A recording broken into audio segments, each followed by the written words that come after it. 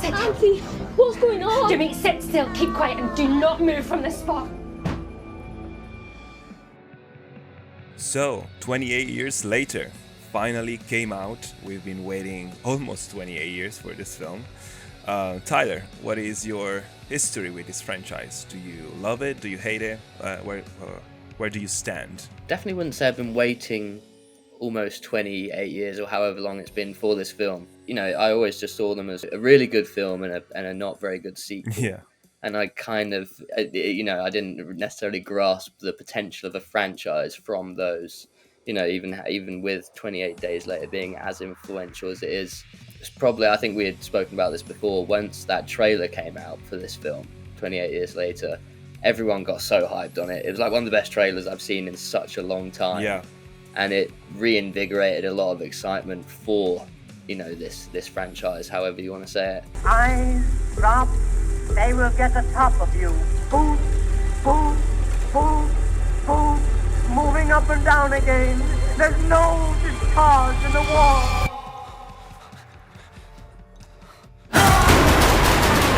I gotta say, unfortunately for me, didn't live up to the hype. Oh. I enjoyed so much of it.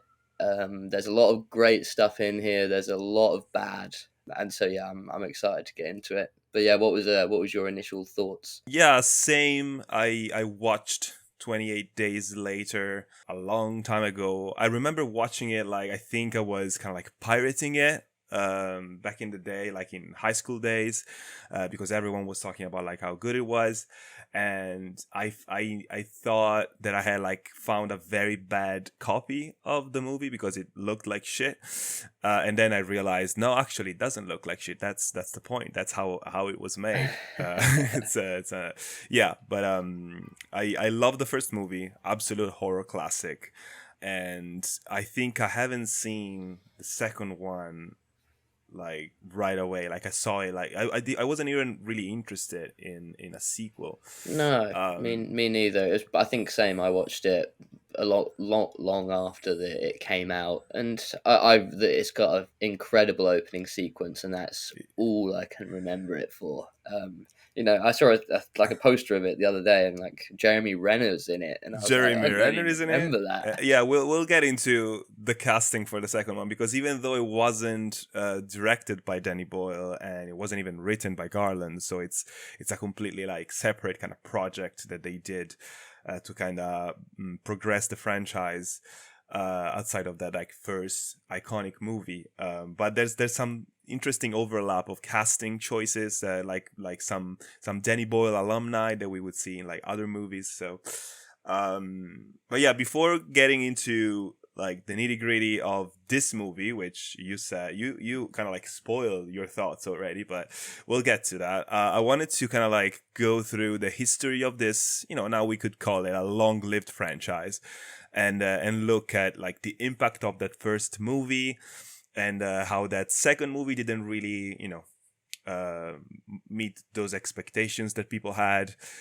going into it, and how then the franchise lay dormant basically for years, for over a decade before being picked up again by the original creators. So 28 Days Later, as I said, as we both said, absolute horror classic, released in 2002.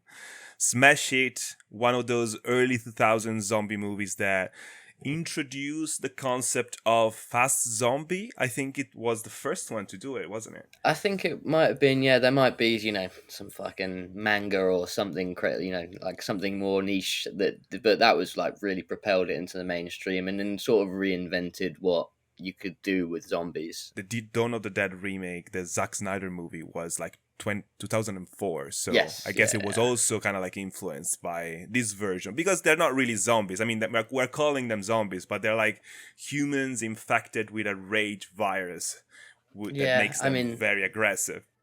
I'm pretty sure Danny Boyle himself has said they're not zombies, but I mean, let's face it, they're a massive... It's a zombie movie. Humans turn monsters with the blood all over their mouths, going like, that's a Yeah. fucking zombie to me, basically. Yeah, I mean, it's a shorthand to describe what the movie is. So yeah, that first 28 days later, great little film shot on a potato, as I mentioned before, which was a choice, was a very interesting choice for the time. They shot on digital on a very It was a low-end, practical, kinda like, not just a stylistic, but a practical choice at the time as well. So exactly. to get those shots of seemingly abandoned London, they had to use these little digital cameras they could hide away. They had 2 minutes, like at dawn, basically, to shoot before like traffic resumed. And they even flipped a double-decker bus for like 5 seconds just for that shot. Yeah, it's insane. Basically, they used these cameras because they were very maneuverable. They were basically like consumer level products that they used. Like they decided to have like very portable device that they could just set up in a very short time instead of like complex camera setups that would take, something you could like, do a bit more guerrilla style as well without a massive crew, Exactly. etc. And that gave the film a very unique look.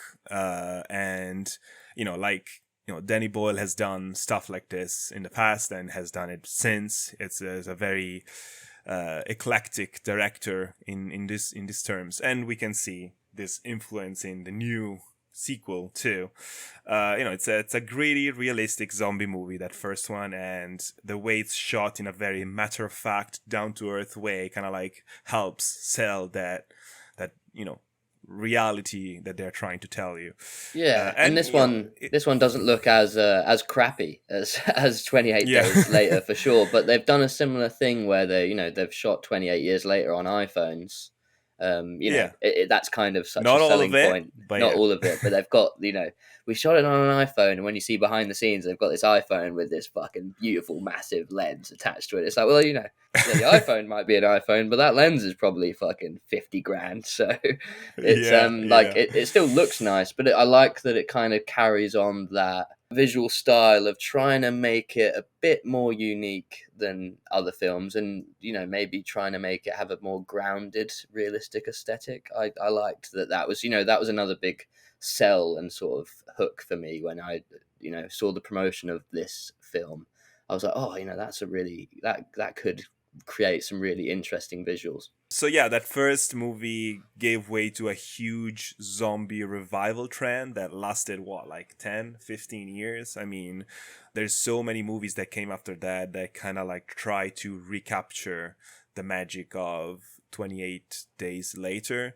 And we spent the past couple months discussing The Last of Us. Many of our subscribers might have hopped on the cult train because of our reviews of season 2. So The Last of Us would not exist without something like 28 days later. Didn't Druckmann say that quite recently? He was like, 28 days later was my biggest inspiration. And then Alex Garland was like, oh no, what you made is so much better than what I made. It's like, oh, shut the fuck up. They did have a kind of like a writer on writer kind of interview recently, Alex Garland and Neil Druckmann, the creator of The Last of Us, and he said, but it was pretty clear. I mean, the zombies in The Last of Us are called the infected, just like in 28 days later. The idea of this zombie post-apocalypse with very dangerous and fast monsters that have like different types. I mean, that's something that's been introduced now, but the idea that the real monsters are not the undead but the survivors, Tyler, is also something that was taken directly from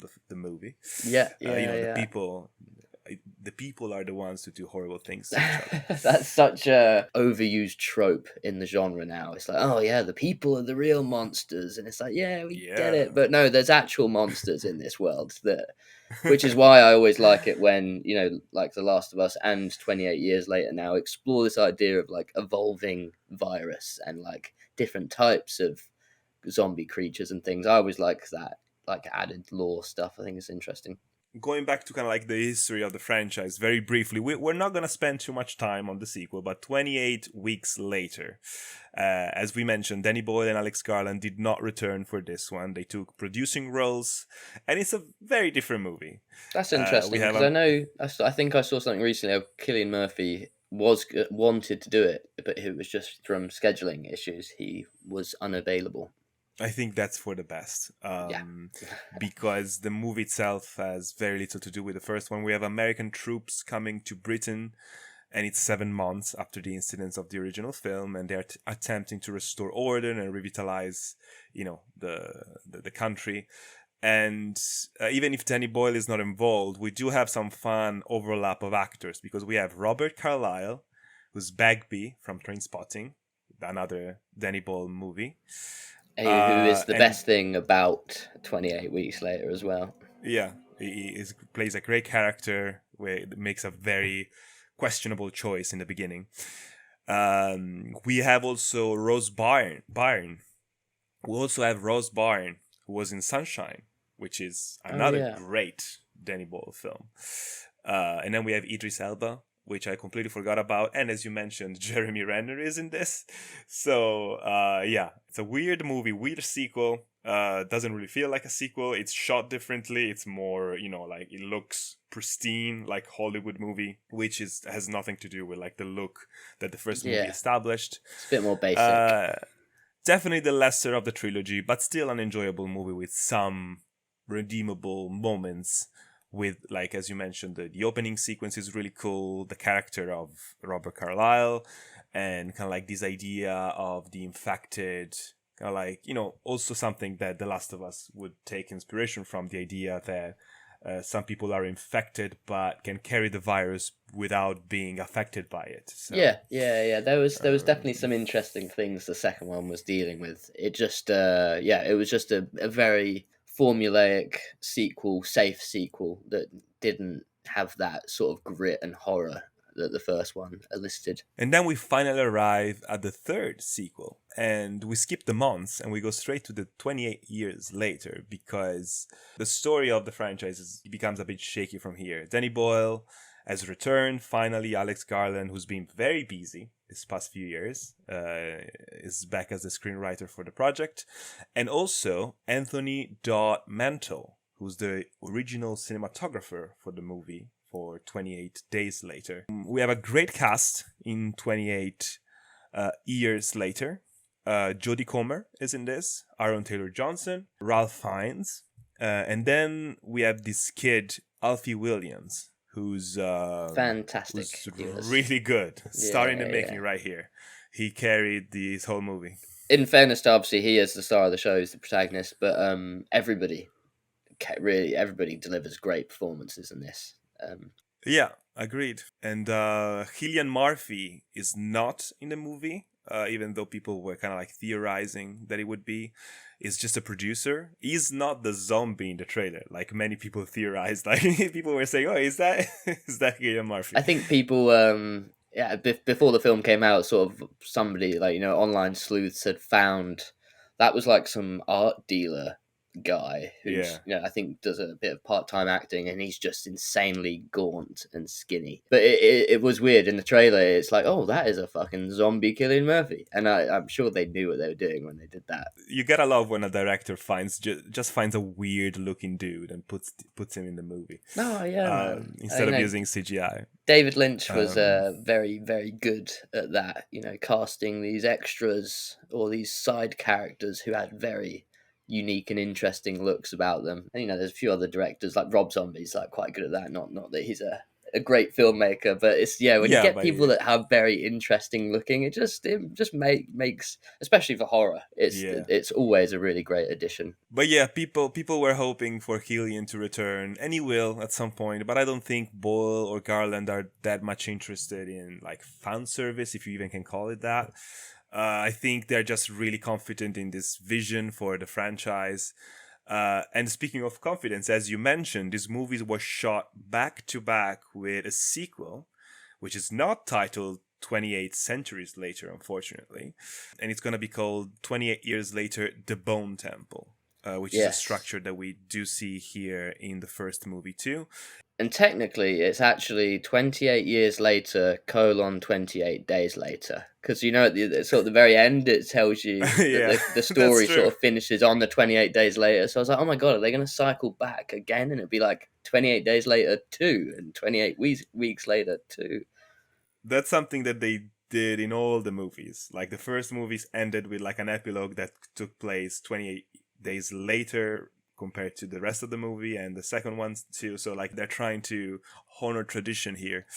And then restarted the timeline. The trilogy has restarted again 28 days later, but 28 years later. Oh my god, I am getting confused. Anyway, the second movie in the trilogy will be, well, it has been directed by Nia DaCosta and written by Garland. So it's coming out really soon, like in 6 months. So it's not next January, I think it's scheduled for. Yeah. And we'll get into this more later again. But when I saw the initial just quote from Danny Boyle saying, "Oh, Killian's not in this one, but he's in the next two," I was like, "The next two? What the fuck are you talking about?" And then learning that they've shot the first two back to back, and I was like, that maybe made me a little bit more excited, because it's like, okay, cool, we're not gonna have to wait years in between these sequels. But that always troubles me. It's like the Marvel kind of formula, let's I'll show you my timeline of the next 5 films for the next years or whatever. It's just just nail one fucking great movie and then go from there. Yeah, they shot these 2 first movies back to back, but the third one, which is supposed to be kind of like the third act of the story, is dependent on the success of the first 2 movies. So I'm really worried. Like, interesting. This one's already doing well at the box office. Yeah. That's supposedly like $75 million budget, which is a lot more than I fucking thought it would be, because it certainly doesn't look like, you say these 2 auteurs, Boyle and Garland, came back for the franchise, but who knows? Maybe they got 20 mil out of this. Yeah. And I'd be very interested to see how much they got paid and the actors got paid, because I am not seeing 75 million worth of production in this movie. I was thinking it was going to be a hell of a lot less. If you have actors like Aaron Taylor Johnson, I think those are going to be expensive for the production, and that's probably why he's not in a whole lot of the movie. But and we also you mentioned Nia DaCosta has already directed the second film. Why, if you're so sort of excited to come back to this franchise and do this new trilogy, why are you not directing the whole trilogy? That already worries me. That's probably because they wanted to shoot it back to back, and like Boyle couldn't really, maybe he was still working on the post-production for the first movie while they were shooting the second one. So I think it's a production issue, it's a scheduling issue, and also I think it's a good idea to diversify the directors behind the camera. Like, Danny Boyle is a smart guy. I think he knows that this movie is going to have a specific kind of like flair and touch, and maybe the second one and the third one can have different approaches to cinematography and framing. Danny Boyle is a smart guy, and he might have brought in the woman who directed the Marvels and Candyman remake, which is one of the fucking worst remakes of a film I've ever seen, to come in and make a shitty sequel to your decent movie. And then everyone be like, fucking hell, man, Garland and Danny Boyle, they're great. They are great. Just as a comparison, I guess. Because I don't know. I mean, I haven't seen. I think Nia DaCosta has directed a couple of some episodes of Top Boy, which I've not seen Top Boy, but I've heard it's pretty good. And I'm not familiar with her other work, but like I said, I've seen enough of the Marvels. I haven't watched it, but I've seen enough to know how bad that is. And I've watched Candyman at the cinema, and it was goddamn awful. So the fact that she's attached to the second one of this has me very concerned. Yeah, I mean, I understand that, but I feel like I haven't seen Candyman, and after you have at every opportunity you had, you just shat on that movie. So I'm not gonna watch it, I guess. But it was so bizarre, like, honestly, and the messages of the film are kind of a bit twisted and a bit immoral.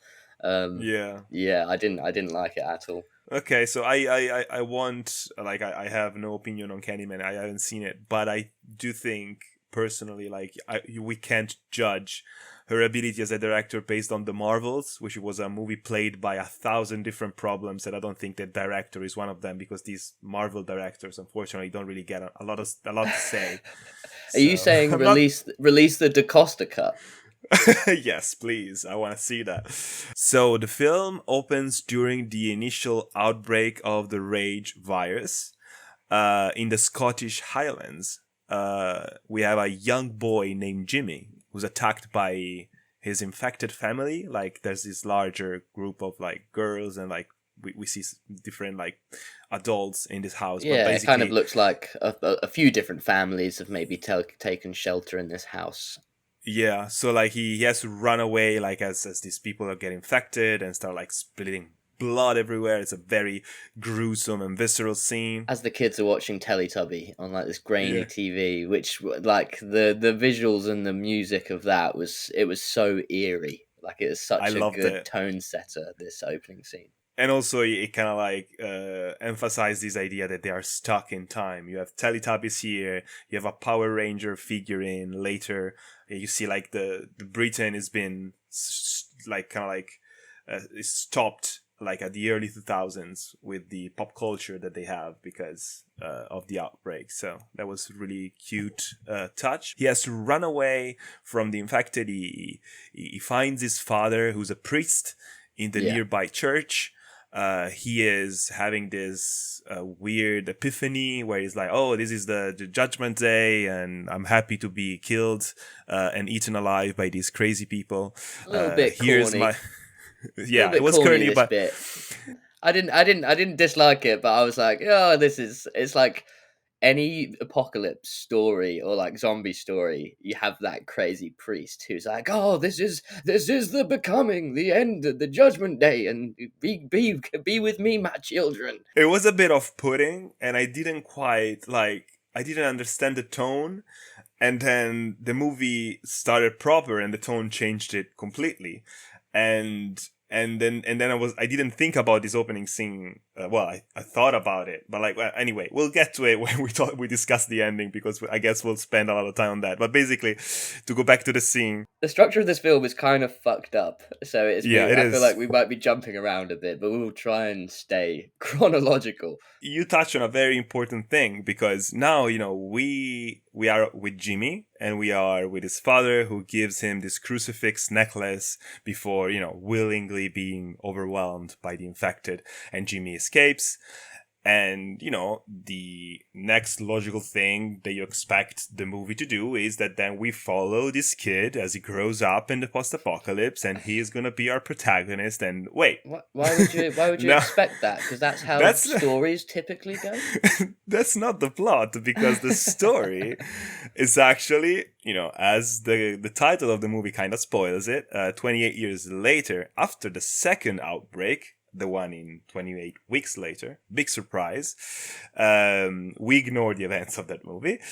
We have this little title crawl that explains the status of the word. It basically sets up the isolation that it's just the British Isles that have been affected and now quarantined from the rage virus. Yeah, clearly Garland and Boyle were more interested thematically in describing this as an only Britain was affected, and we want to explore this world while everyone else is developing and living their lives. This part of the world has been quarantined and stuck in time. So we focus on one specific community of survivors who lives on this island village that's separated from the mainland by this how they call it? It's a called tidal causeway. Causeway. Yeah, exactly. That's for however when the tide comes in, it's just completely covered by water, but then when it's out, it's this walkway from a little island onto the mainland in Scotland. And I'm not sure whether this place is real. It looked like a real location where they were. It's kind of, we love Midnight Mass, and when you get a great setting for a story like this, it really adds to it. Midnight Mass was set on that little island where everyone had to get the one ferry in and out of it. And this place, it gives a reasonable explanation to how these people have survived. As long as they have. I loved everything on this island, especially at the beginning of the film. I thought it was so interesting, seeing how society had regressed. We see the little village store and all the little attention to detail. There's little signs everywhere saying, "Oh, don't take a shower for too long. Yeah, And, only don't take waste what, water. only take what you need." I was loving all this opening, like the world building of this place. Especially after enduring The Last of Us Part 2, where we kept complaining about how, people in the post-apocalypse had like perfect hair and perfect makeup, and they wouldn't really behave like they were in a post-apocalypse, and they had to save water and save food and be very mindful of, their resources. Jodie Comer, the first, I think, shot you see of her, no vanity at all, and her teeth are a bit yellow, and everyone looks fucking dirty, and I was like, fucking yes, people care about these details still, and it matters so much. Like, everybody in the town, the little vignettes you get of everybody doing their own little thing, it's like, I can believe that fucking old bearded hairy dude has been on this island for 28 years living the life of a medieval pilgrim again. It was brilliant, this stuff. On this brilliant village, we have Jamie, who's this scavenger guy, and his wife, played by Jodie Comer, and their 12-year-old son, Spike. The Alfie Williams, we said, kind of like stole the show in the movie. So he's basically the protagonist. We follow him and his father as Spike goes on this kind of like coming of age initiation on the mainland, as they hunt and run away from the infected. And you expect at this point, you're like, okay, so this is the story. But no, that's just like the first half, not even. No, Tommy, that was just the awesome fucking trailer. That's the story. That's the story they sold us on. And like I maybe set up at the beginning, that was the bit of the film I really loved. That sort of, I suppose you could call it the first act, was Jamie and Spike's.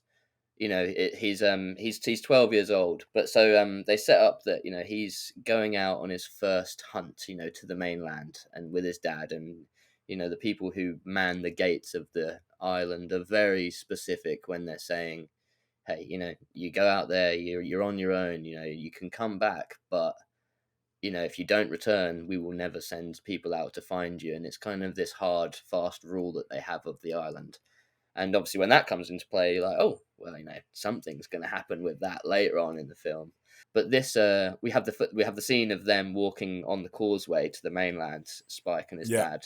And I thought this is when, and it's the only time it comes up actually, this is when the Boots poem, the Rudyard Kipling one that was really great in the trailer. I was so happy that it was in the movie and not just in the trailer. It had to be in the movie. And it was like fed into this the piece of score, this really like kind of synthy hard piece of score. Yeah. And with the boots on the ground again, coing as they're walking along the causeway. And I was like so hyped. I was like, oh my god, this movie is gonna be what I thought it was going to be. And I was so invested at this point and so excited for the adventure that these two were about to go on. Because like I said at the beginning, I thought Aaron Taylor Johnson was so good in this film, and he's been really great in all the stuff I've seen him in recently. But we get our first seepings of the Danny Boyle style in this scene when they're walking along the causeway, because we get these flashes of cutaway B-roll. It's like old medieval archers firing arrows off turret castles, and a couple clips from the previous movies seeped into this as well, and it's all these flashing quick cuts that are overlaid as they're walking along the causeway.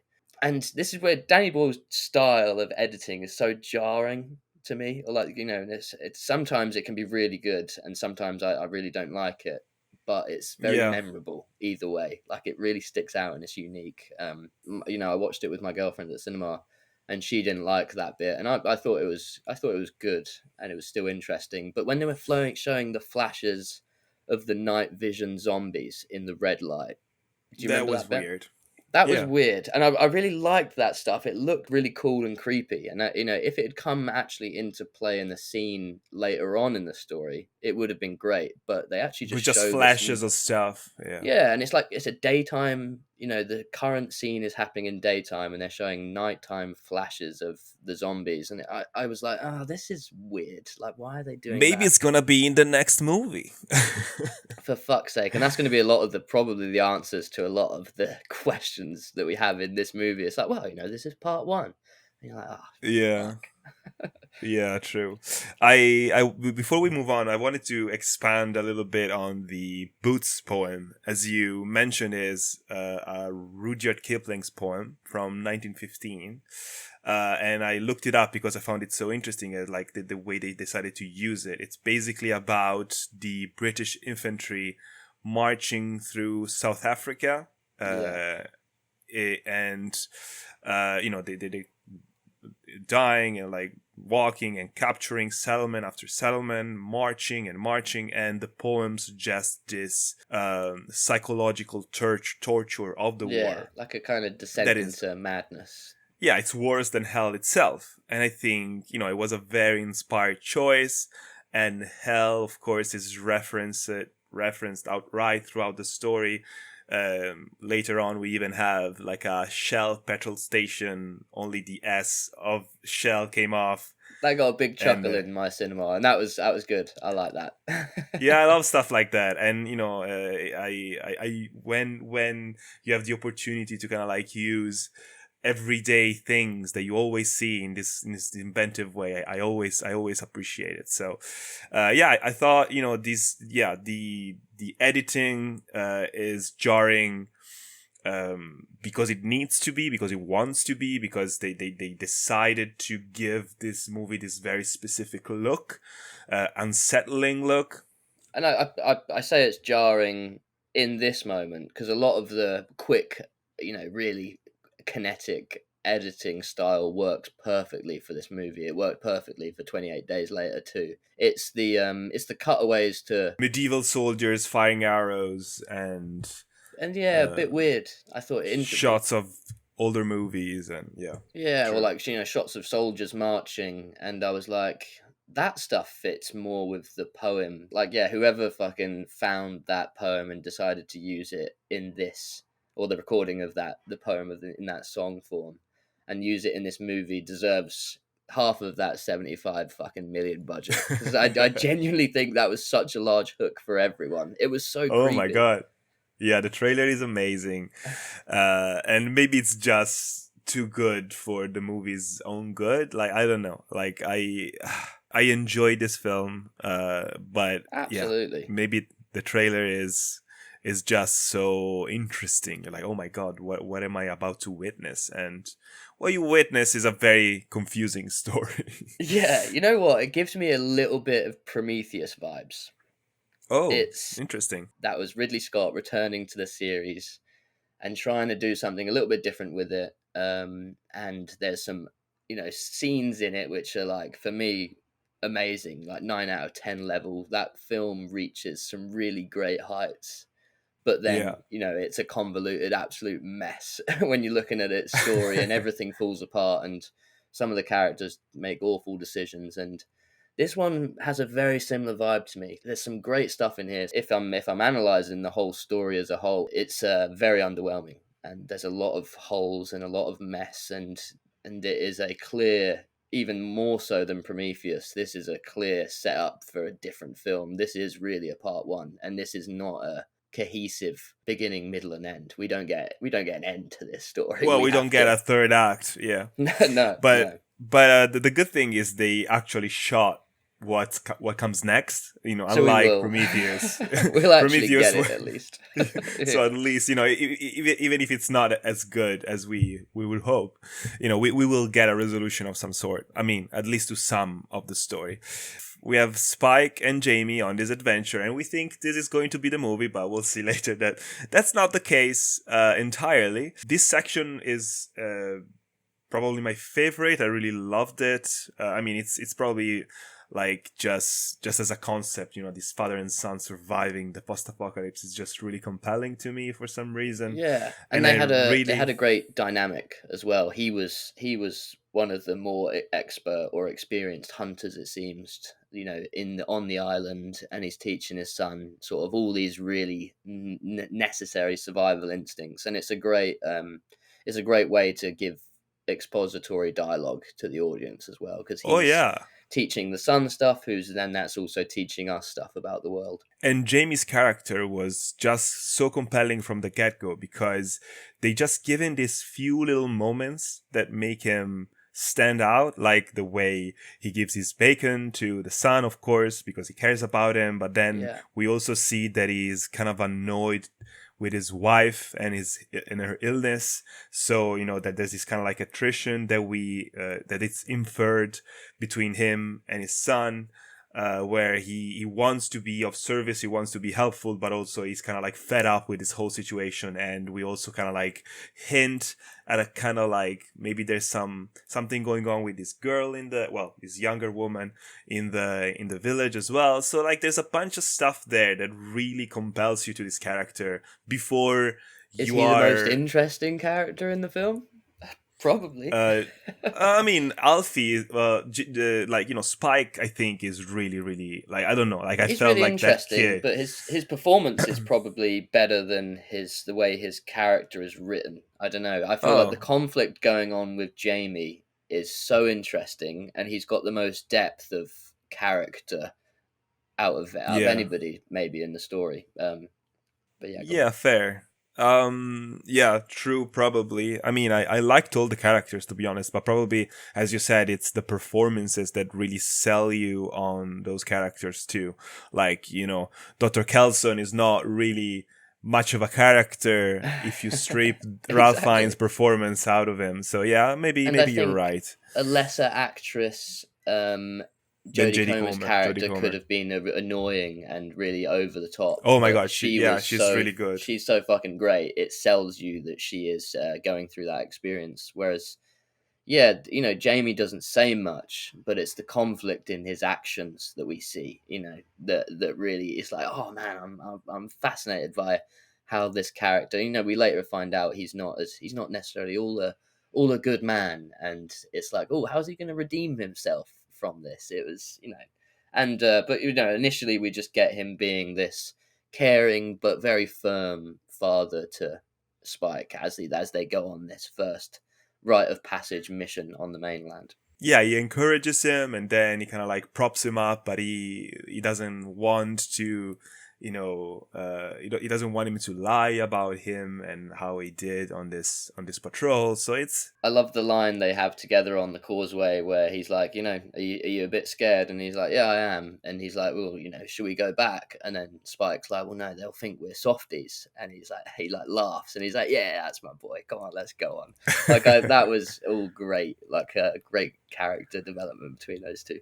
Yeah, this first half is just brilliant because they slowly build up this relationship, which is inherently endearing and interesting. This father-son duo in this situation, and then I really liked how they expanded the world and lore of the universe. How the zombies evolved, even though the concept of the alpha or berserker, I don't know how you want to call it, but doesn't really gel with me. It's a strange idea that the rage virus would function like steroids on someone and just make them this huge, in every way, by the way, huge guy that just burrows through the forest and it takes it goes a little into the realm of almost fantasy and makes it a bit less grounded, but I fucking love the idea of it. I love that the decapitating guy,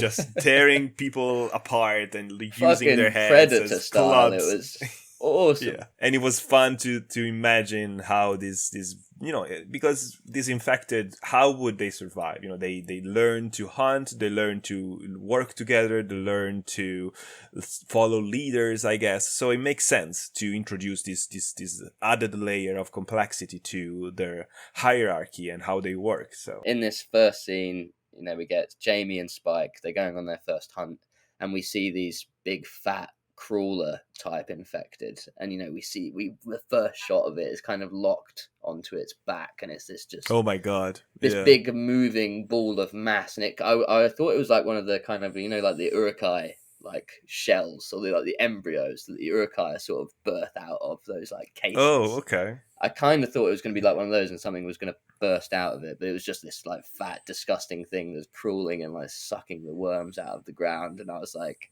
this is brilliant stuff. Brilliant stuff here. And then obviously we get, he's telling them about what they are, and these are the least dangerous ones, and Spike's lining up his shot, and we get another one of these fat crawlers crawling up behind them. And just the tension in the scene was so good, and I could feel it in the room at the cinema. It was kind of our first interaction with the infected properly in the story, and just a brilliantly constructed scene. I thought this was. Oh my god, yeah, this whole time with this scene and then with later scenes, I kept thinking, okay, this is where Aaron Taylor Johnson is gonna leave us and the kid is gonna remain alone and he has to survive. And I was like I kept thinking, okay, he's gonna die, and he didn't die, fortunately, for now. But so I feel like, you're right, the tension really worked with these scenes, and it was smart to pair them up, because that the kid is not gonna die, but the father probably could realistically bite the dust at some point, maybe trying to save his son, or even just being bitten by someone, and then he has to kill him. So like, if the tension is there immediately with this dynamic. So here we also get the introduction, which is something that's maybe not addressed, or I know it's not really addressed later on in the film, but it's Spike gets the kill shot on the fat zombie crawler he's watching, and then Jamie turns around and gets the kill on the one that snuck up behind them. But then in the distance, there's this like youngling, sort of kid-looking version of the fat zombies over in the woods watching them, and it kind of spots them and then runs away and hides. Like it's acting somewhat intelligently. And it's also like a baby version of these big ones. And they decide not to kill it because they can clearly see that it's like a youngling version of these things.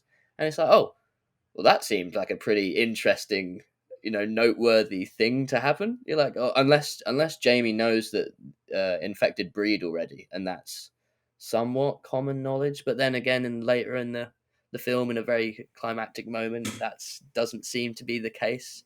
So do you know what I mean? That seemed a bit weird. It's weird that they don't discuss it. That it's weird that they do not address it. I was expecting them to go back at some point to the village and be like, oh, we saw kid zombies, and this changes everything, because it means that they reproduce or something. I feel like that was something that they needed to address, like verbally at some point, or even like Dr. Kelson could explain a little bit more about because he has been studying their biology, and clearly there's something that happens later that we'll discuss that hints at this very, very directly, very, very, very straightforward way. So it's weird that they do not really spend too much time on that. I guess it's for the sequel again. So we're gonna be saying that a lot. But it's not something I thought about when I was watching the scene, but it's something I thought about afterwards. Because that that little kid fat zombie looks so creepy as well. Like all of these zombies looked amazing in this opening bit, and it sort of really sets the tone for you, like, oh my god, this is going to be a fucking really dangerous adventure, and we're going to learn a lot about this new evolved cycle of the rage virus.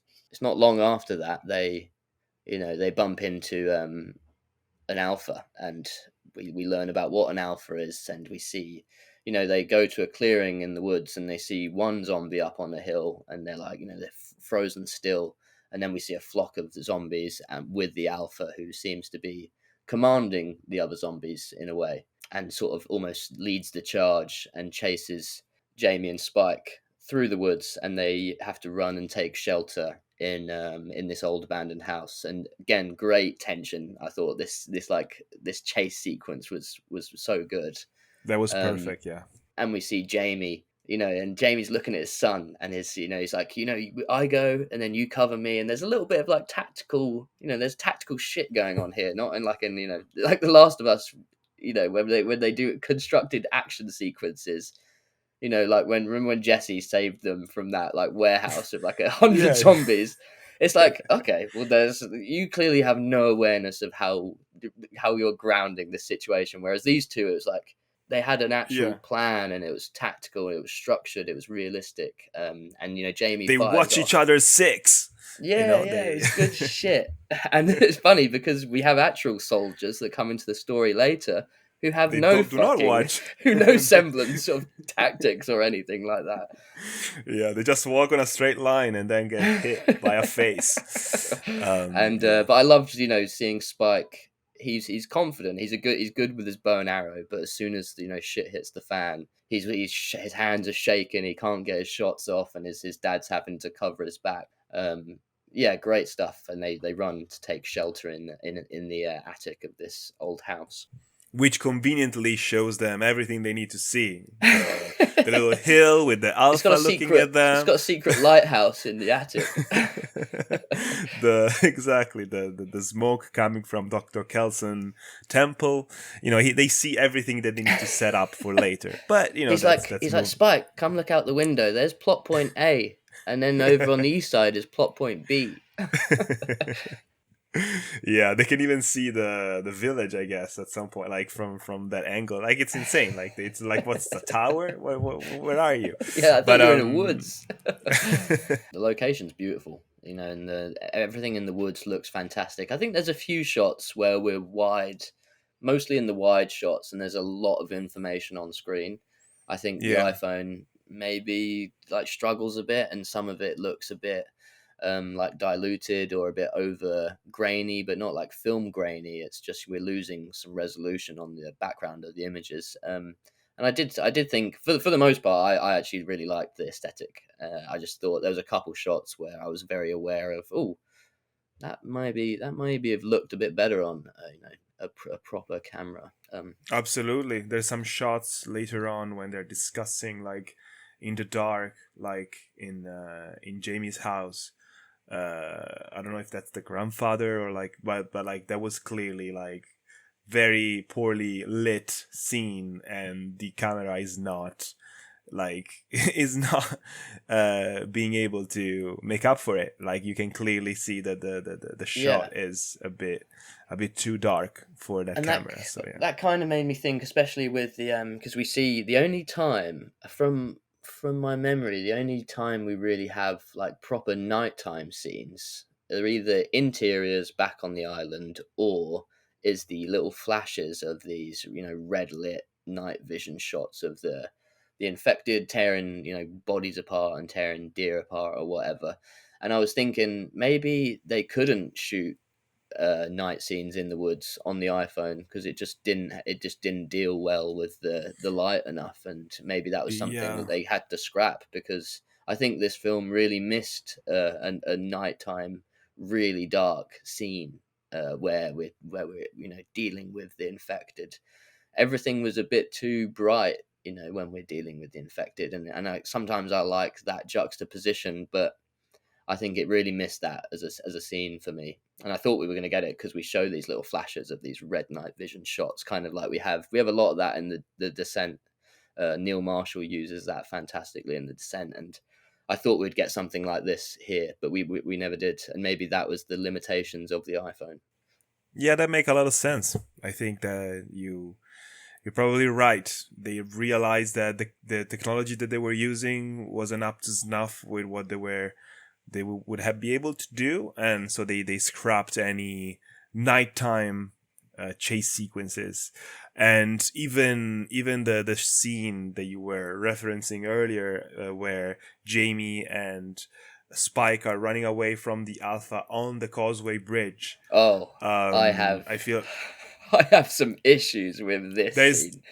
There's a lot of like CGI and artifice going on in that scene specifically. The film turns into a fucking sci-fi fantasy for like 2-minute chase sequence, and there's like one really nice shot where they establish the causeway, But then Yeah. there's a bit when they're running on it and like the solar system is clear as a day behind them. And it's like the most beautiful starry planet-filled sky you've ever seen. And I was like, where the Yeah. fuck have we gone to? Are we in Guardians of the And Galaxy now? What is this? And the water is glowing, like there's there's Yeah. bioluminescence on, like what's happening? That would have to be the real world explanation. It's just like, hey, this water's filled with bioluminescent plankton, and the sky is like, in 28 years later now, the sky is like the northern lights are everywhere. You can see them clear as day.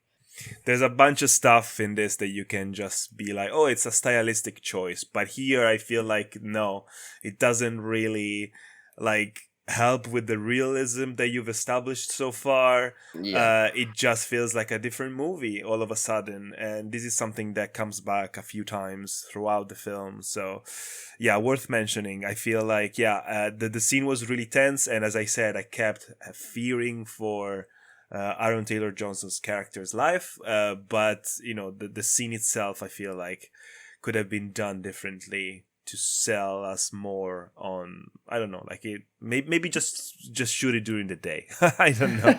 It felt a bit weird. It took me really, especially because we, when just before this, when they're hiding in the house, and Spike has the dream sequence, which is kind of visually similar to this chase scene.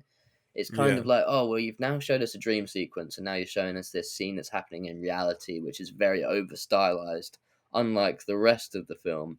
I thought that was, one of those, like, stylistic choices that we have. We have many in this film that maybe somewhat seem style over substance or something like that. But this was one of the ones where it really took me out of the film. And it's a shame because it's a good moment, and like you said, I did kind of think maybe Aaron Taylor Johnson wasn't going to survive this opening part of the film, so I genuinely thought, okay, somebody actually might get caught here. He sends a flock of crows after them. I don't think. What the fuck was that? I mean, that's Lord of the Rings again. It's like the eyes of Sauron are everywhere. I was so confused. I felt like, the way they framed it felt like they were kind of like implying like nature is like doing something to get these two guys that kind of like overstepped. But no, I think it's just to look cool, I guess, that these crows, like, there's a bit of style over substance here and there, which, it's Danny Boyle style. Sometimes is a bit much bullet time, arrow time. I don't know how you want to call it, on the zombie kills, with all these like different, I don't know if you've seen the rigs that they use with this. That kind of is similar to the bullet time sort of rig. It's like loads of different shots all sewn together in sequence, and I kind of liked it. I liked it. I did too. But also when they showed like regular shots of like just zombies being killed with arrows, I was like, maybe I liked this a little bit more. Like, it's a cleaner shot. It always gave me a chuckle, like, but in the good way. Like, I enjoyed how over the top that was, and especially like later on in the film when one of the alphas is holding somebody's head and their spine, and he jumps down, and we get that quick spin round like 180 degrees, and it like pans round to the head in his hands. I was like, I'm fucking loving this. Loving totally this style. Like I think they if they used it a little bit more sparingly, but I felt like in the first half of the movie, every other zombie kill was done this way.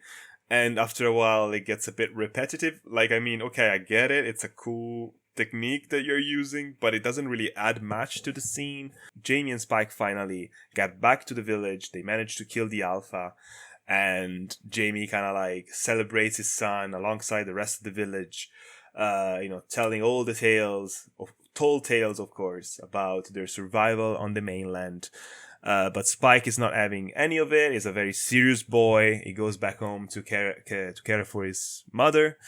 He has this kind of like conversation with the grandfather, I guess, who tells him about Dr. Kelson, Ralph Fiennes' character, who we briefly mentioned before, who might or might not be sane enough to help Spike's mother with her illness, which, we kind of assume is probably cancer, but we're not sure. So, he decides to leave the village once again, sneaking around with his mother to bring her to this doctor and see if he can help them, because, he loves his mother very much. So this is actually what the second part of the movie is. This is like a completely different film that I was not expecting this to be, or the direction it to go in. And for me, there's still some good stuff here, but it's nowhere near as interesting as the dynamic and the setup we had initially. Yeah, I feel like, I was never bored. I was always interested in what was coming next, but the film has this very almost episodic feel. Like, we have the first part with the dad, then as he leaves with the mother, the film switches gears, and then again when the Swedish guy joins in, it switches gears again, and then when Ralph Fiennes comes into the picture, we have this very lyrical, kind of like emotional finale that's not really, it almost feels like the end of Act 2, not like a proper ending to the story, because it's not the proper ending to the story.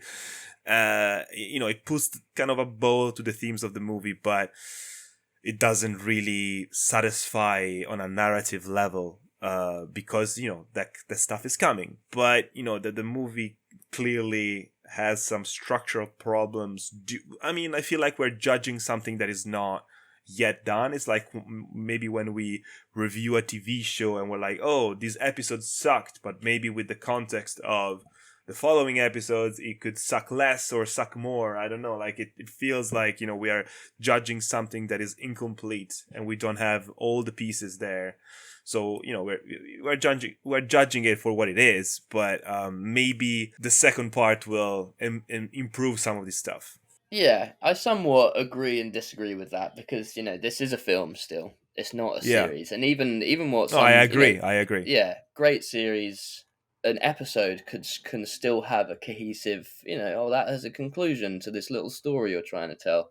And even more so, a film should definitely have that, other than maybe the one plot thread with the mother is the only storyline that gets any closure or conclusion here. Everything else is a beat for the next film, and it's a setup for the next film, which I think is not a good choice, and it's not a good way to structure a film. And especially for a lot of people, we're deep in the knowledge of films, etc. So we know there's more to come. If you're watching this without the knowledge of there's going to be another one, you're like, what the fuck is going on? Yeah, I agree. And it's a weird movie, and it's a very weird sequel. But I think to a point that's to be expected. Like, I don't know, anyone expecting Danny Boyle to do like 28 Days Later 2.0, especially after Trainspotting 2, like he doesn't do sequels just to do them. You're setting yourself up for disappointment if you expect something that is just whatever. They clearly have a vision. Maybe this vision will be good. Maybe it will be dog shit. I don't know. But I trust him and Garland to do something cool. This is... we paid the money to go see this film 28 years later, and I can only judge, we know they've shot the second one back to back anyway, so the second one's guaranteed to come, but I can only judge of what I have seen so far, and like I said, this is not satisfying as a film in itself. As its own, Maybe when the trilogy comes out and this and the other two films are really good, then it's like, fucking hell, one's amazing the way it sets up this epic trilogy of a story. But just looking at it now as a singular film, I was disappointed, especially when it comes to like the structure and the story. Yeah, it's a creepy, nightmare-fueled fever dream of a movie that ends on the weirdest fucking thing that I've ever seen. But we'll get to that, I guess. I just wanted to say, like, I actually enjoyed this part of the movie quite a bit because I liked the relationship with the mother. As you said, Jodie Comer is really good in the film. The Swedish soldier guy is a nice addition, even though, his contribution to the story is short-lived. Yeah, he adds some sort of levity and a bit of comic relief. I really love the scene where he shows his phone to Hilarious. Spike is hilarious scene, first of all, but also great world building, because you're clearly showing that the rest of the world has moved on and they fucking have iPhone 19 in their pockets. So, you know, like the world is existing as is in our 2025 world, but like Britain is stuck. So, you know, like I think that was a really inspired choice to include this character for a little bit. Yeah, the whole sequence, like pregnant zombie lady giving birth, was fucking insane. I don't know what to make of it. I am so confused. I wanted to briefly discuss this moment of editing that really, really bugged me that I mentioned before. Yeah, go on. If I tell you, like, this happens in the part with Spike and his mother. Can you guess? The bit where the crawler walks up to him and she kills it, but she's not sure whether she killed it or not, or is that the bit you're talking about? Exactly. So when Spike and his mother are sleeping in the church, one of these fat infected people slowly crawls towards Spike, and we have this quick cut. We see that someone intervened and choked the zombie with a plastic bag or something. Smashed his head, yeah. Yeah, but we don't see who did it. And I thought, oh, the dad has found them. So, like, Aaron Taylor Johnson is back. I was thinking, here's Jimmy. Oh, Jimmy's Jimmy, what? back. This is gonna be Jimmy. No. Who the fuck is Jimmy? They don't show us who it was. And then we cut to the following morning, where Spike wakes up, you know, all frantically, and realizes something has happened while he was asleep. And then the movie decides to immediately show us who it was that killed the zombie. And it's, you know, as you said, Spike's mother, Jodie Comer's character. And we don't even get a sense of whether she knows she did it and it's hiding it from Spike, or if she just doesn't remember because of her condition.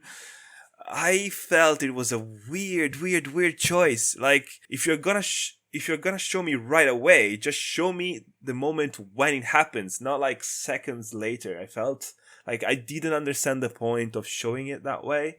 This is the beginnings of, you know, and this sort of second part of the film, or whatever, the second story that we go on, is so rushed. And this is the beginnings of that sort of feeling of really rushed, you know, decent ideas, but they're rushing it. And, you know, you could headcanon it either way. You know, I initially thought, oh, she's lying to Spike because she killed the crawler, but she doesn't want him to be disappointed that he fell asleep on watch, you know, because he's trying to protect her. And that's my initial thought. And then I was thinking, oh, also, you know, maybe the cancer has, you know, it's gone into her brain. So maybe she was confused and she actually doesn't even remember that she did that.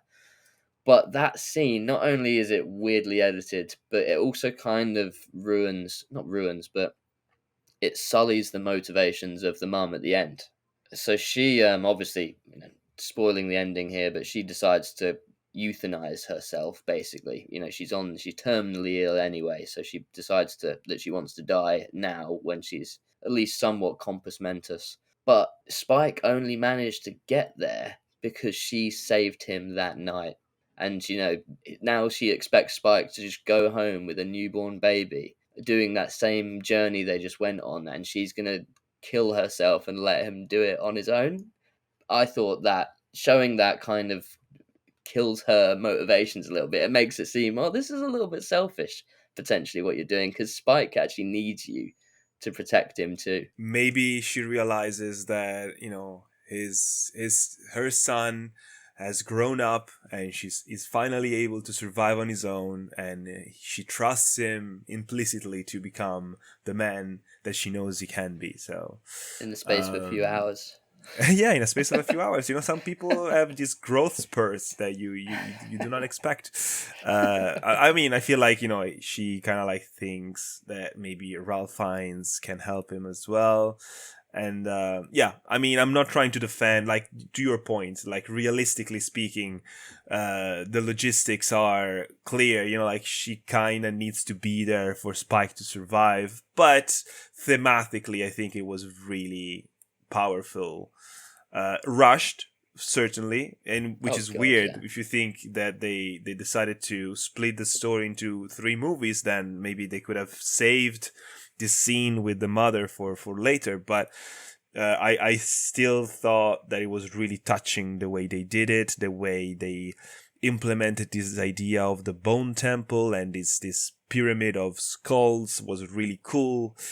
And I saw people complaining about how did Dr. Kelson find all the equipment that he needs to do this, and I'm like, I don't care about the logistics of this stuff if it's thematically resonant and interesting. Like, I understand your point, but that's a little bit style over substance though, and I feel like the film, if the film loses you on your suspension of disbelief, then I feel like you do start questioning logistical things. And yeah, like the film, like I said, if it had kept me hooked, then I probably wouldn't have been thinking about this. But that switch up, and we just, even Spike's motivation to take his mother, his sick, dying mother, who's can barely, support herself standing. He's just been to the mainland with his dad, and he's been run away by an alpha, and it was incredibly dangerous. He was terrified.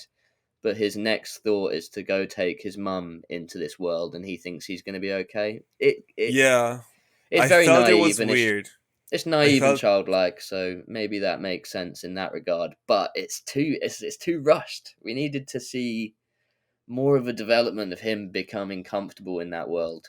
I felt it was weird too when it happened. But yeah, as you said, I think, we can justify that as just a 12-year-old boy being a 12-year-old boy. He very, naively thinks that just bringing her mother to a doctor will cure her. He doesn't even understand what a doctor can or cannot do. And we already kind of know and expect her to not survive, to not be saved, because we kind of understand that she probably has some form of terminal illness that's kind of like slowly eating at her brain, making her regress into this state where she like literally calls her son dad, because she's reminded of like a little trip that she did with her dad when she was a kid. So I thought that stuff was all well done, and it links back to the themes of the story, the inevitability of death, the memento mori that Ralph Fiennes keeps repeating, the pursuit of meaning, the desire to be of importance, in a world where certain social structures have collapsed. I think that old stuff is all brilliant, and it's clearly the reason why Boyle and Garland wanted to make this film. And you're right in saying some of that stuff falls apart because there's not enough meat on the bone. Sorry, to justify some of the decision making, and so you, as you said, you start questioning the logistics, and you lose what the movie is trying to tell you in the process. And I think that is a little bit of a recurring thing in Alex Garland's work, where he wants to push a theme so hard, he's willing to create plot contrivances and, bend the logistics of what maybe people would usually do in that situation to get you to this thematic resolution, which I think in this film, in particular big moments, it did not work for me. And like we said, we bump into the Swedish soldier who saves Isla and Spike. We get some cool interaction between them, learning about what the outside world's like, and we get these sort of funny interactions between Spike and Eric, the soldier. Clashing of cultures here, and like you mentioned with the phone, he shows him a picture of his girlfriend who's got like loads of Botox and like lip filler or whatever, and he's like, I think she's allergic to shellfish. That bit was definitely the funniest bit of the movie. I love that. But then we get wasn't the funniest bit when the Alpha tore his fucking head out. I laughed at every single one of those like rotating shots. I thought they were all hilarious. But we get, also, I suppose before that as well, we get the incompetent group of soldiers that Eric comes from who land on this island. We get them having a little chase and shootout with the zombies, and classic fucking zombie movie where the soldiers are inept and 7 soldiers can't fight 7 zombies, even though one's armed with assault rifles and the other are naked with their, they're armed with their dicks and their hands. That's all they got. I mean, have you seen the size of those dicks, man? Well, Samson's in particular. That's that's I assume that was prosthetics. Yeah, I hope for everyone. I hope for his future wife that's goddamn prosthetics, because that boy was swanging. Yeah. But yeah, so then we get probably the most controversial scene of the film. We get Eric and Spike are walking along, and we hear this scream come from this abandoned, it's like abandoned train, isn't it? Train carriage. And Isla, the mum, runs off to investigate the noise, and for some reason, because of plot contrivance, and this is theme over story here, Spike and the soldier let the mum just run into the direction of danger, even though she's barely able to look after herself. And she discovers the pregnant zombie who we'd seen heavily focused on in a shot earlier in the film. So it's like, well, this is certainly going to come into play. And she's given birth, and they have the stupidest moment in the movie. And if it was handled a little bit worse, this might have even really spoiled the film for me. We get the power of woman breaks the rage virus, and they connect hands, and Isla helps this infected zombie give birth to a regular human being. And for some reason, in that moment, the rage virus doesn't matter. It's not a thing anymore. Yeah, that was weird. Like, I didn't really interpret it as like the power of woman, even though that's really funny. I'm gonna use that. But did you not? I literally, my girlfriend turned to me and was like, "You're gonna hate that scene." And I was like, "I did. Did you?" And she was like, "Yeah, it was stupid." Yeah, no, I mean, it did take me out. Like this zombie woman has been raging around for the whole time. Now she locks eyes with this lady, and basically, she manages to give birth without like losing her temper, which is basically her whole character. But yeah, I found that weird, and I found everything weird about this scene. I think that's kind of like what they're aiming for, to leave you speechless that this is happening. But what really bothered me was that I was just under the impression that just a drop of like infected blood would just turn you into a raging monster right away, like in a matter of seconds. They established that in previous movies. They re-establish it here, and then you're telling me that she manages to grab this infant baby from this zombie lady, and like she doesn't have any blood, that like the baby doesn't have any blood that would contaminate it on it. Like what's going on? Like, do you know how pregnancy works? Like, do you know where that baby comes from? Like, no, Tommy, it's the magic of the placenta. It's the magic of the placenta, okay? That is the only explanation we get to any of this. Is that what Ralph Fiennes says later? That's what Ralph Fiennes says to when Spike tells him where the baby came from, and it's like, okay, well there you go, that's our explanation. Fucking moving on. It's like, okay, you can introduce the idea of zombies, procreating, because, it makes sense that they would find a way. They're not really undead people. They still have all their organs. They're just, infected with a virus. Didn't the genius Zack Snyder do that in his Army of the Dead masterpiece? Oh my god, I forgot about that. Thank you very much for reminding me that fucking movie exists. But yes, it did that, and it did that very badly too. Worse than this, probably. I don't remember, and I will not check. Yeah, so like you can do that, and it's interesting, and then we have kind of like a I Am Legend scenario where the alpha is actually going after the baby, and that's all interesting stuff, but it needs to make sense with the rules you've established. You can't just say, the baby's fine and it's not gonna turn into a rage monster because it's a baby. Are you saying you're not sure how the baby turned? Well, not like the baby. I thought you meant because the baby and because Isla's obviously delivering the baby, and Isla too. Yeah, like everyone involved with this fucking thing. Also, for me, For me, I didn't think about the baby because I think the baby is going to be a carrier. It's going to have the rage virus. Yeah, true. And it's going to be, which is what I'm worried about. It's going to be like the Ellie of the Last of Us's version of Ellie. She's now going to be. She might even have some fucking superhuman powers because she comes from an alpha potentially. Nice. And even though I think it's a female, but it'll have Samson's massive cock. There you go. That's what the that's the traits it will superpower. inherit. Yeah. As I mentioned, I really loved the thematic stuff, and I am willing to overlook some of the inconsistencies with the story if the thematic stuff is really resonant and interesting. I'm not one of those people that are like nitpicking. Oh, like this wouldn't make sense. Like I don't care that much. But as you said, like when this stuff is distracting, is because it's done so poorly that you're not even like realizing what the movie is trying to tell you. You're just focusing on this stuff not making any sense.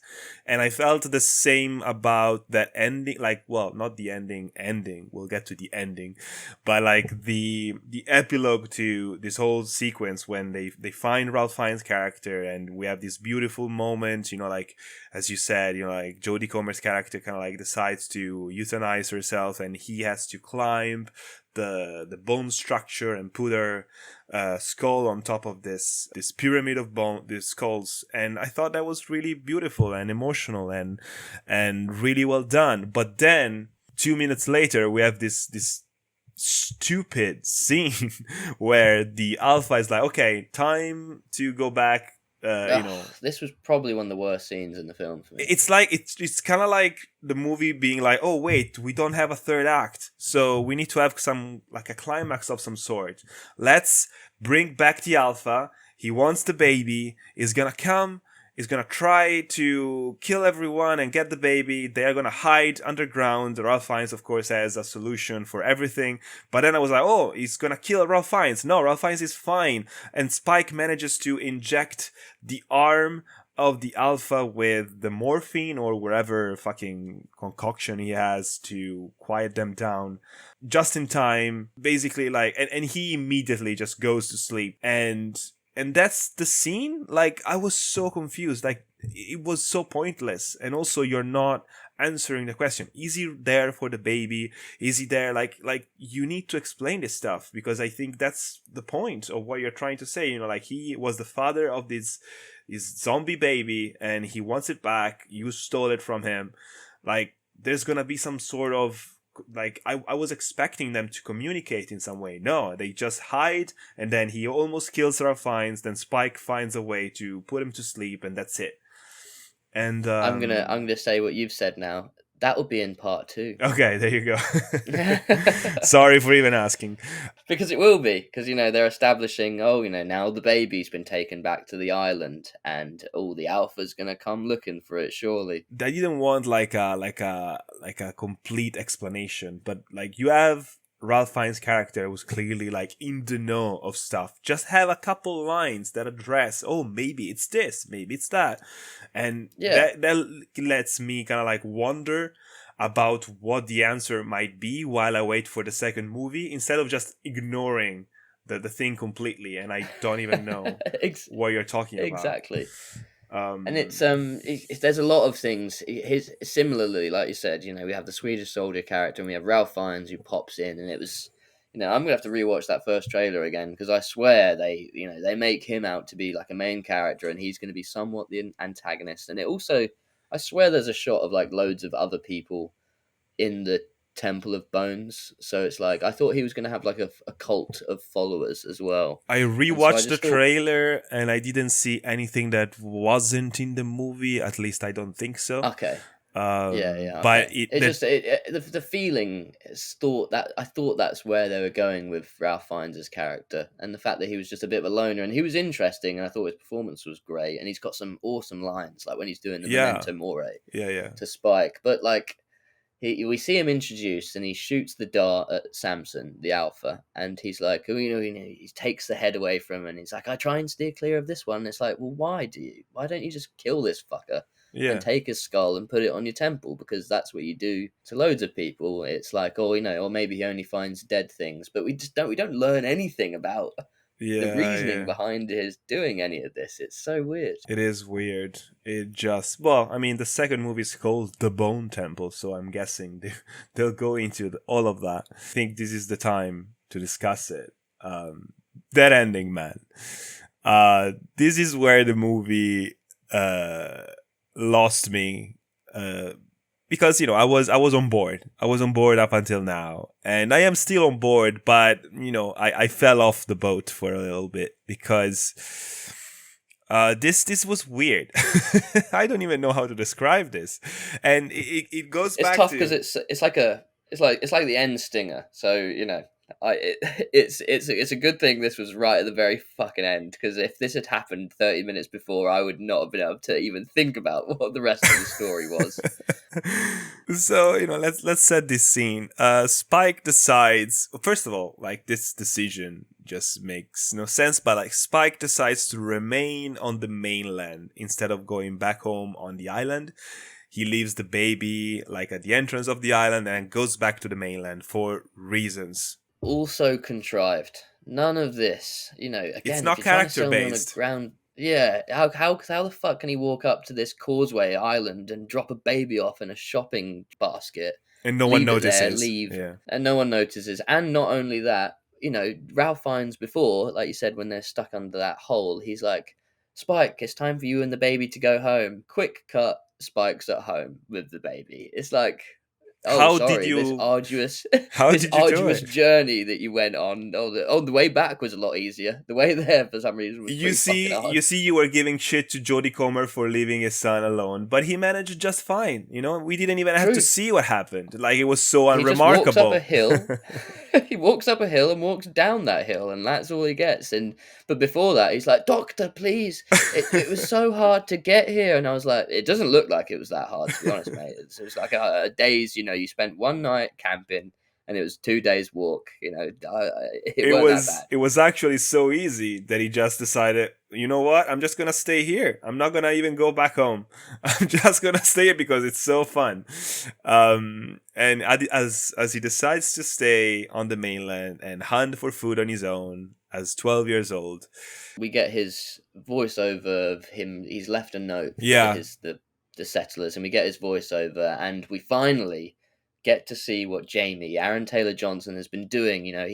He must be so scared that his son's out there with his wife and they're in this danger. Oh no, he's just been sitting at the kitchen table for 2 or 3 days, just chilling. He's not even looking for them. Waiting for some information. He's like, "Oh wait, my son's out there?" It's like, I wondered where he was. What the fuck? And they establish his character as somebody who, like, I feel like would have broken the rules of the community to go back. Of course, 100%. And maybe they forced him to stay there, to stay put. I don't know, because they needed him. Give us that scene. Yeah, give us the scene where they like lock him up and like, "We can't lose you. You're one of our best hunters. You can't go after your son now. Like, just let him do his thing." Exactly. Yeah, maybe Tommy, fucking fire Nia DaCosta and let's get us on this next one. Let's do it. But yeah, like I'm sure their relationship, Jamie's gonna go after his son and their relationship will develop in the following movie, and I'm really looking forward to that because, as we said, the first half and their relationship is the strongest part of the movie for us. So yeah, agreed that I'm looking forward to that specific aspect of the story, and I'm also looking forward to this other aspect that they've introduced in this ending, which is this cult of blonde guys. We only get blonde guys. Like, if you have black hair, don't even bother applying. We're not even look at your CV. Blonde guys. The leader of which is none other than fucking Jimmy, the kid from the opening scene, the kid that the guy we've seen mentioned a couple times throughout the film. He's all grown up now, wearing a tiara for some reason, a weird outfit, and a bunch of jewelry, including the crucifix his father gave him when he was a kid, but it's upside down now. Played by Jack O'Connell, and it's Jack O'Connell, by the way. Yes, he was in Sinners too. It was in we I always like Jack O'Connell, and it seems like he's having a little bit of a resurgence again in his career, and I think it's well deserved because he's really good. And I mean, this scene's just so bizarre, and I don't know whether I like it or I hate it.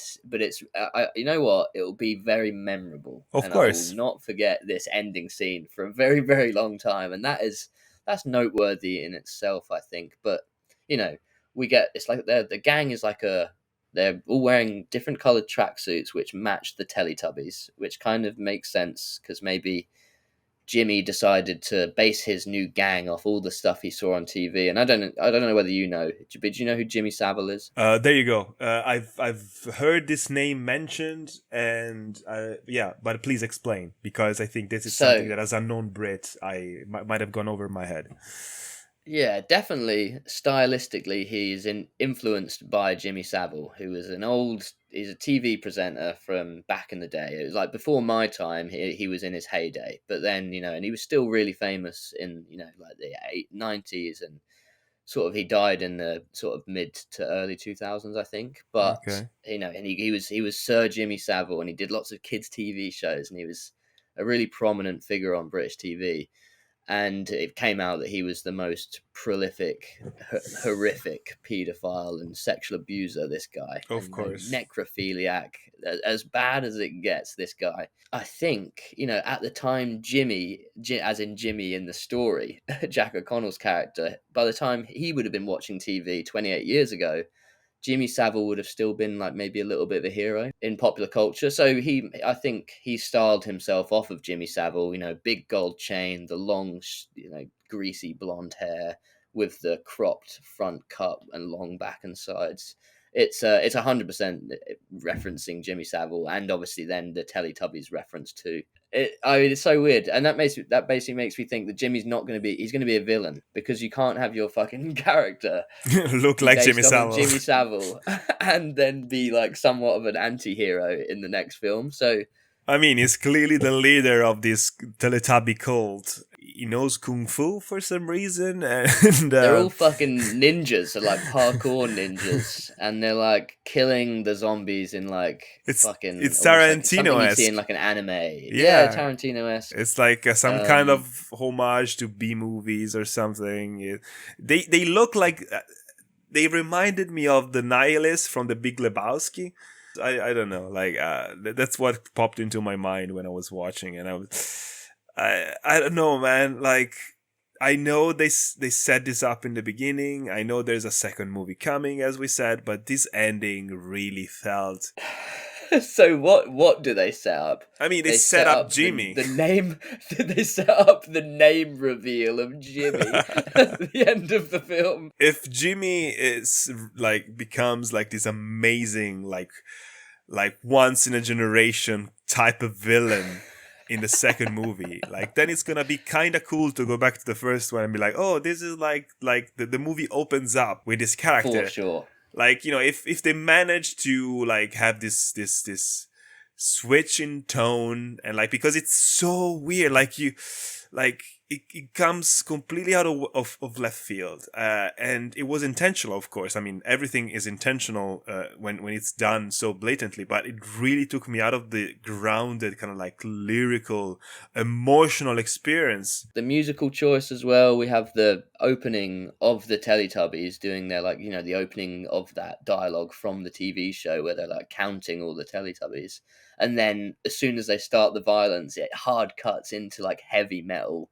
music, and I was like, this fits like a Kick-Ass. Do you know what I mean? Like that kind of movie. I don't think that's what I would want from a sequel. No, me personally. neither. But like, if it's really good, like, and like, okay, I guess.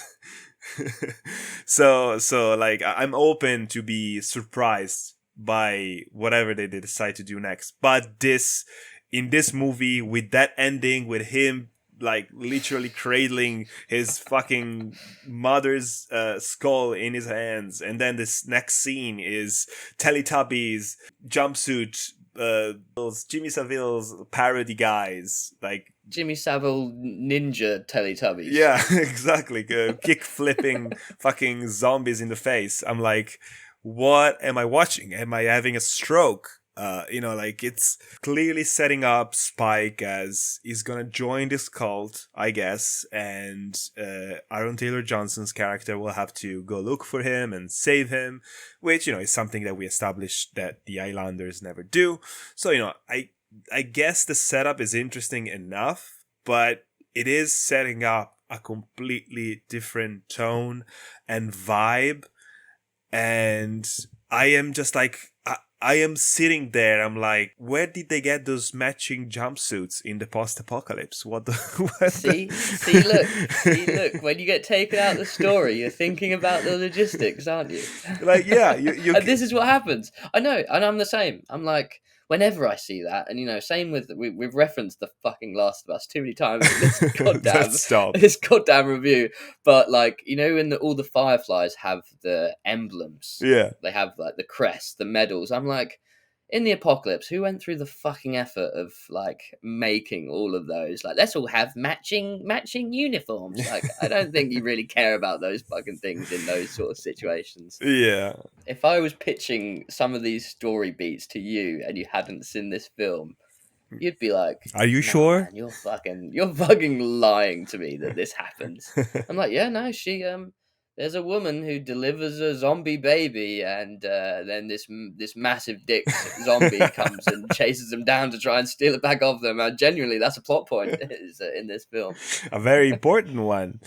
When the sequel eventually comes around, I will be nowhere near as excited as I was for this one. This was, I should have tempered my expectations, but this was my most anticipated film of the year. I mean, that trailer was godlike. I haven't seen a trailer so hype in I don't know how many years. So yeah, I know, and to get you excited for like the third film of a franchise which had its heyday back in the early 2000s is really impressive, especially when like everybody's so sick of sequels and prequels and remake. I'm gonna go to the cinema and see the second one, I'm sure. So they've still got me in that sense, but I'm way less excited. I'm very concerned, especially for the second one. I'm just curious, man. Like, if they decided to go into this direction, I have to believe that they have something really cool to say, and like a very cool story, a very cool character with this Jimmy guy. So I have to believe, man. Like, call me naive or whatever, but like, I need to think that Alex Garland, I think he's done some less than stellar work, but I think he's still one of the best genre writers that we have right now. Like, he's done some very great work. So I'm sure he has something up his sleeve that we'll enjoy. Yeah, I mean, touching back on like my Prometheus reference, I like, in the same way, I really admire this one's creativity and like it's what it was trying to do rather than the execution. And I felt similarly about Prometheus, and it's I think there's so much potential here, which is why you probably re-listening to this review, I'm gonna sound more negative than positive. Yeah, only because of my expectations for the film and the potential that it had. And there's the sequences that I really enjoyed are reaching 9 out of 10 levels here, and I was like, oh my god, this film's gonna be awesome. But it's it faltered too many times with story and the kind of direction it decided to go in the end. It wasn't as interesting as I thought it could have been. Yeah, how would you rate it? What grade would you give it? God, that's a tough one. I'd maybe go like a 7 out of 10 here. Same. Yeah, it's a tough one. It's a shame because I think it could have got a lot higher, but there's some major things which drag this down for me. Yeah, agreed. A very good movie with some very bad moments and some stuff that will probably make sense once we have the full picture. But as of now, it just feels confusing and strange. So yeah, and also you're potentially losing a whole point for not having the theme, the 28 days later theme. Oh yeah, the music wasn't there, was it? Yeah.